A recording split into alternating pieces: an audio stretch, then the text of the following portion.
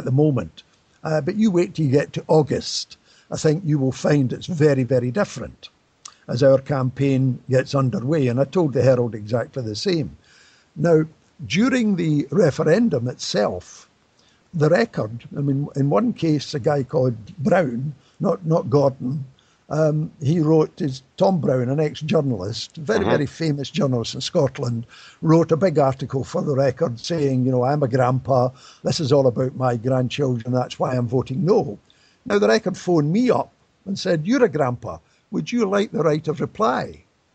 So I got exactly the same coverage and exactly the same length of article. Then they ran a poll. Do you agree with Tom Brown or Jim Sillars? And I won by 80%, and they published that. So what you've got to take in mind is that papers like the Daily Record are commercial organisations. You know, and there's a symbiotic relationship between the editor and his readership. Although not every letter is ever printed, they're all read. Telephone calls are taken and logged and passed on.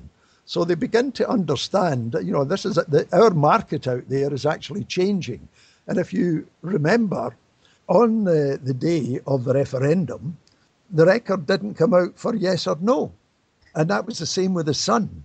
Now, that's really unusual because the Daily Record in all times past have come out for whatever the Labour Party said they should come out for.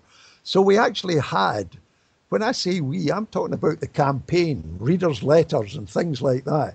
We actually had quite a significant influence on what the major media were doing in that last week. Now, we couldn't alter the Daily Mail. You can do about the Daily Mail. You know, the Daily Mail's got its own particular agenda and that'll never change at all.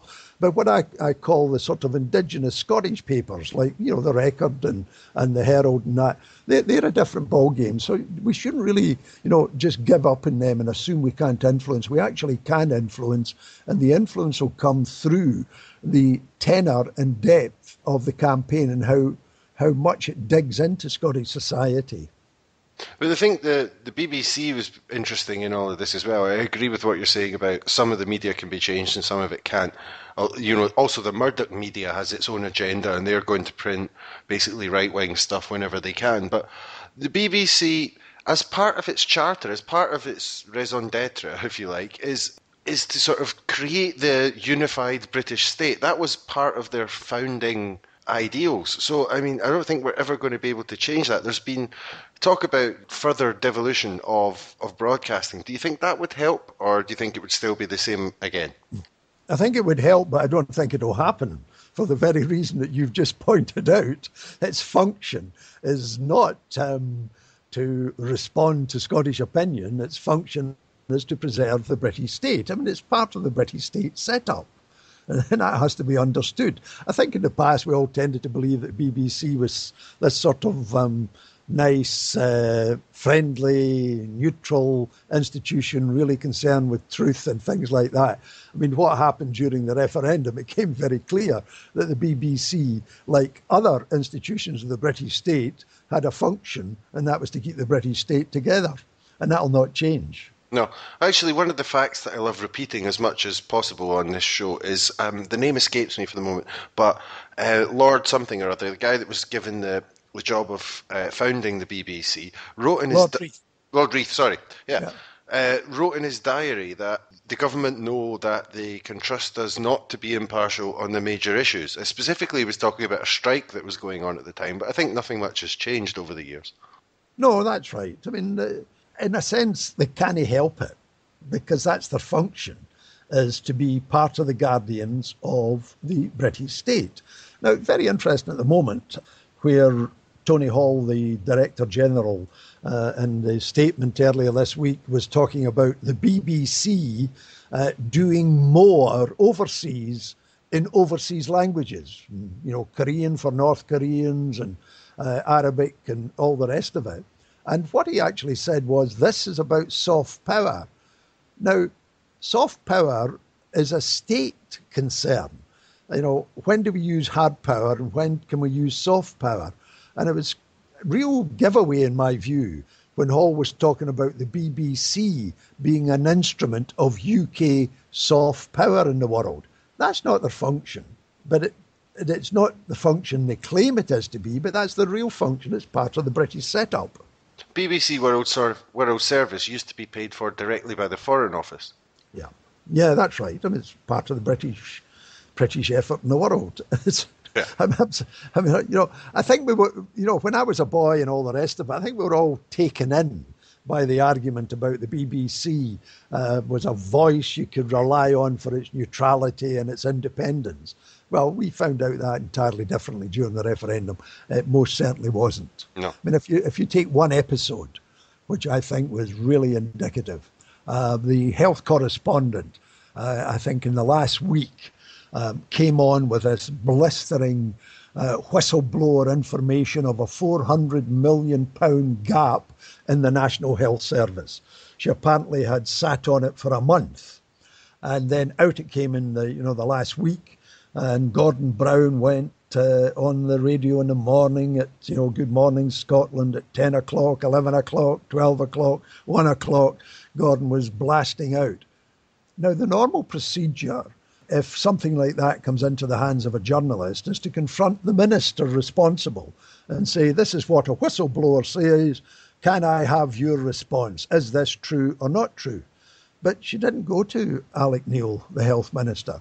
It wasn't until about 3 o'clock in the afternoon that Alec Neil had a chance to give the health minister's point of view, and that only arose because Alex Salmond was complaining to the BBC. And that was an example of gross bias on the part of the BBC. All editorial policy went to hell on that particular occasion. It's a very good example of how they were operating. That's very true. And okay, so moving on to happier topics than the BBC. The referendum period brought a lot of unprecedented things into Scottish politics, but then something happened after, which was also totally unprecedented, which was the surge. With more than 100,000 people now are members of the SNP and the Greens and the Socialists as well. A real rise in membership. What did you feel when all that was going on? Because I was stunned personally. I don't know how you were, but... Well, I was delighted. I mean, like everybody else, I think, in the first 12 hours, I was in the depths of despair. One of my granddaughters said that she was she was part of the collective and she watched hope dying. And but we all suddenly people just picked up and said, no, we're not accepting defeat. We're going to do something about it. And what was available then, of course, was membership. It's membership of a political party, whether it was the Greens, the SSP, or the SNP. Now, the SNP was obviously, the one that was going to take the major in. And I was surprised, but absolutely delighted that attitude, we're not taking this lying down, was reflected in how people became active again within 24, 48 hours by taking the positive decision to join political organisation that were committed to independence. And it's had an enormous impact ever since then. We now have 56 out of 59 MPs at Westminster. And, if I may say so, I've been involved in politics since 1960. This is the most intellectually talented group of people that Scotland has ever sent down there. There have been people criticising them in the sort of London media recently for having the temerity to turn up for the debates. I noticed somebody was criticising them for that. Yes, I think it's going to take them a wee while to find not their feet in Westminster, but their proper function in Scottish politics. There's not a great deal of parliamentary experience there at the present time. And many people only joined the SNP, who are now members of Parliament, only joined the SNP after the 18th of September. I hope that they very quickly realise, yes, they have a job to do down there. No, they have a job for the constituents. They also have a job to make sure the Scottish position is noted and heard and, if we can, acted upon in the House of Commons. But their major role actually is north of the border. That this 56 is part of an independence campaign. being able to use the resources that those 56 now have. I think it's very important that they see themselves as the spearhead of a campaign. It's much easier to get people to come along and hear an MP, for example, than it is for Joe Soap, whom folk really have never heard of, even if Joe Soap or Lucy Soap is a brilliant person. And so those 56 will have to come, I think, to conclusion fairly quickly. Yes, there's a function down there, but there's an even more important function up here as the spearhead of the independence campaign. And after the surge and all of the work of all these groups, we've now got the last two polls showing that independence is actually in the lead. And how are you feeling about that? Well, I'm not surprised. When I was on Question Time early, I think about February 2014, and Dimble, the last question, turned to us all and said, what will happen in Scotland if Scotland votes no? My answer was that by 2016, a lot of the people who voted no will bitterly regret it. And the reason for saying that at that time, I knew what was to come in terms of austerity, whether it was a Labour government or a Tory government. I knew what was in fact to come, whereas a lot of people really didn't know what was to come. And now what was to come is coming on us now. The humiliation of the poorest people in our country, the intensification of the sanctions regime in which people are made absolutely penniless. Also, I think it might start to percolate into the Scottish mind now that with the boundary redistribution that's going to take place before the next Parliament, down in England, the Tories are going to get an extra 25 seats without even trying. So 2020 is going to see, even if it's Jeremy Corbyn's Labour Party, you're going to see another Tory government in 2020. Are we prepared to put up with that? So I think a number of people who voted no are now sort of saying, well, maybe I erred on that. But we mustn't get carried away.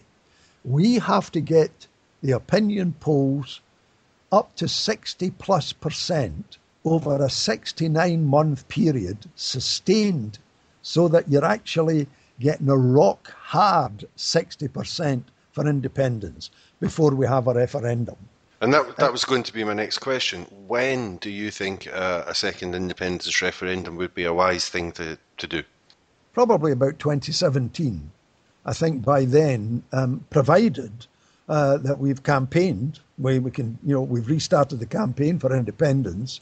I think by 2017, what we will have experienced by then of austerity and the prospect of more with another Tory government will be a perfect time for us to hold a referendum. And one more question before I get to, there's a last question that I ask every guest, but before we get to that, just one more. If you look through the sort of polling data, you'll find, and especially with these two recent polls showing independence in the lead, younger people are much, much more likely to vote for independence or to want independence, and the older generations are much more likely to favour the status quo. What do you think can be done about that from an independence perspective? I argued in the book that if we put the Yes campaign back together again, at the Yes Central, as it were, that we should have a pensioner unit specifically for the pensioners, and that every local Yes campaign should have a small pensioner unit as well, so that we identify people, personally identify them, that we go along and talk to them, explain things to them, explain that the pension's not affected whatsoever, explain how the economy can be better. I think then we can start to win them over. We failed miserably to do that in the referendum in 2014. We allowed the pensioners to fall into the hands of Better Together, who exploited the fear factor. And we could have overcome it had we recognised at the very beginning the pensioners are going to be special. First of all, they're going to vote. Secondly, we have to look at their socio-economic circumstances. I mean, I can tell you, I'm, 78 next month. Once you get to the 70 and above, you've lost the capacity to earn like you did, when you were 60 or 50. And so your pension becomes an extremely important factor in your life. You don't have any leeway to make up something if you lose it. And so I don't condemn the pensioners for what they did. I understand